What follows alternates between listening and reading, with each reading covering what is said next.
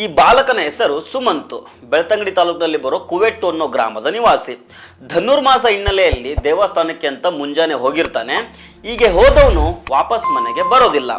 ಹುಡುಕಾಡಿದಾಗ ಒಂದು ಕೆರೆಯಲ್ಲಿ ಶವವಾಗಿ ಪತ್ತೆ ಹಾಕ್ತಾನೆ. ಈ ಬಾಲಕನ ಸಾವು ಈಗ ಹಲವು ಅನುಮಾನಗಳಿಗೆ ಕಾರಣ ಆಗಿದೆ. ಹೀಗಾಗಿ ಎಲ್ಲ ಆಯಾಮಗಳಲ್ಲೂ ಪೊಲೀಸರು ತನಿಖೆಯನ್ನ ಮಾಡ್ತಾ ಇದ್ದಾರೆ. ಈ ಸುಮಂತ್ ಅನ್ನೋ ಬಾಲಕ ಧನುರ್ಮಾಸ ಇದ್ದಿದ್ರಿಂದ ಬೆಳಗ್ಗೆ 4 ಗಂಟೆಗೆ ಎದ್ದು ದೇವಸ್ಥಾನಕ್ಕೆ ಹೋಗಿ ಬರ್ತಾ ಇದ್ದ.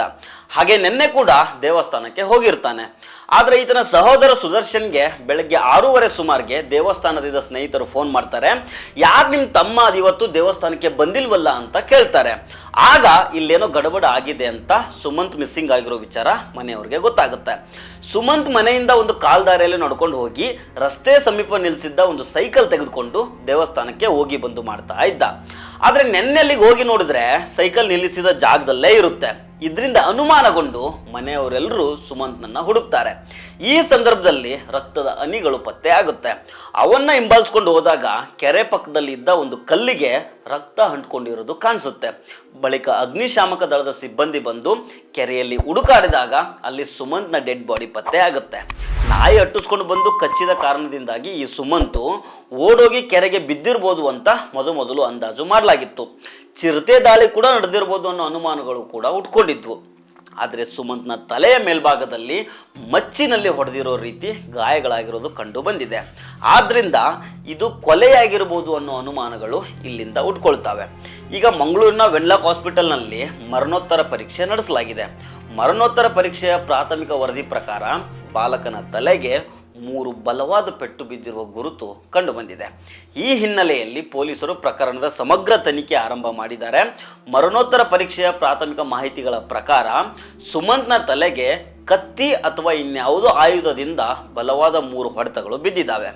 ಅರೆ ಪ್ರಜ್ಞಾವಸ್ಥೆಯಲ್ಲಿ ಆತ ಕೆರೆಗೆ ಬಿದ್ದಿರೋ ಸಾಧ್ಯತೆ ಇದೆ.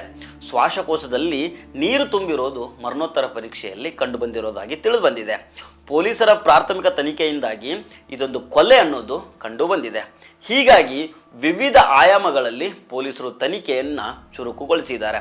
FSL ಟೀಮು, ಸೋಕೋ ಟೀಮ್ ಮತ್ತು ಪೊಲೀಸರು ಸುಮಂತ್ ಡೆಡ್ ಬಾಡಿ ಸಿಕ್ಕ ಸುತ್ತಮುತ್ತಲಿನ ಜಾಗ ಹಾಗೂ ರಕ್ತದ ಕಲೆಗಳು ಬಿದ್ದಿರುವ ಜಾಗಗಳಲ್ಲಿ ಲುಮಿನಿಯಲ್ ಟೆಸ್ಟ್ ಮಾಡಿದ್ದಾರೆ. ಇವತ್ತು ಬೆಳ್ತಂಗಡಿ ಪೊಲೀಸ್ ಠಾಣೆ ವ್ಯಾಪ್ತಿನಲ್ಲಿ ಗೇರುಕಟ್ಟೆ ಎಂದು ಜಾಗದಲ್ಲಿ ಸುಮಂತ್ ಎಂದು ಒಂದು 15 ವರ್ಷದ ಹುಡುಗ, ಅವರು ಸುಮಾರು ವಾರಕ್ಕೊಮ್ಮೆ ದೇವಸ್ಥಾನಕ್ಕೆ ಹೋಗೋದು, ಬೆಳಗ್ಗೆ ಎದ್ದು ಹೋಗೋದು ಇತ್ತು. ಇವತ್ತು ಅದೇ ರೀತಿಯಲ್ಲಿ ಬೆಳಗ್ಗೆ ಒಂದು 5 ಗಂಟೆಗೆ ಮನೆಯಿಂದ ಬಿಟ್ಟಿದ್ದಾರೆ. ಮನೆಯಿಂದ ಸುಮಾರು ಒಂದು 500 ಮೀಟರ್ ದೂರ ಬಂದ ಮೇಲೆ ಮತ್ತೆ ಅಲ್ಲಿ ಅವ್ರದ್ದು ಬಾಡಿ ಒಂದು ಬಾವಿನಲ್ಲಿ ಇತ್ತು, ಸಣ್ಣ ಮೋಟರ್ ತರ ಪಾಂಡ್ ನಲ್ಲಿ. ಪಕ್ಕದಲ್ಲಿ ಅವ್ರದ್ದು ಬ್ಲಡ್ ಇದೆ. ಇದರದ ಬಗ್ಗೆ ಈಗ ಬೆಳಗ್ಗೆ ಮಿಸ್ಸಿಂಗ್ ಆಗಿದ್ದಾರೆ ಅಂತ ಅದೊಂದು ಕೇಸ್ ಆಗಿದೆ.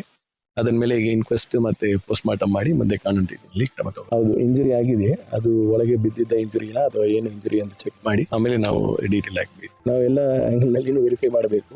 ಅದನ್ನು ಡೀಟೇಲ್ ಆಗಿ ವೆರಿಫೈ ಮಾಡಿ. ಈ ಮಧ್ಯೆ ಸುಮಂತ್ ಮೃತದೇಹ ಮನೆಗೆ ತಲುಪಿದೆ. ಕುಟುಂಬಸ್ಥರ ಆಕ್ರಂದನ ಮುಗಿಲು ಮುಟ್ಟಿದೆ.